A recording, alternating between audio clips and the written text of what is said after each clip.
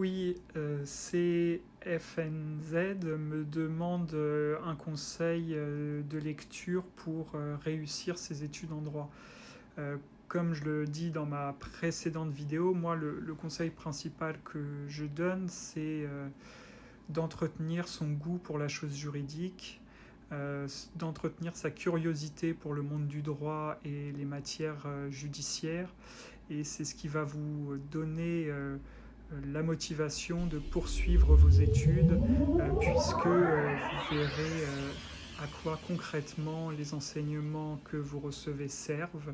Vous pourrez eh bien, avoir cette dimension pratique qui va vous donner envie de poursuivre. Alors, du coup, comme type de lecture, je dirais des lectures, par exemple, d'acteurs du monde du droit, des mémoires d'avocats, des mémoires de juges, des mémoires de procureurs, des livres thématiques sur un procès, par exemple en droit des marques, ou alors sur un procès pénal retentissant. Vous pouvez également lire, si c'est pas trop abscon, des mémoires d'anciens ministres de la Justice ou des rapports sur le sujet. Je vous encourage également à écouter des podcasts sur des professeurs de droit ou des choses comme ça qui vont vous partager leur amour du droit, la raison pour laquelle ils aiment la matière, et vous, ça va peut-être faire résonance en vous et ça va vous donner envie de faire pareil.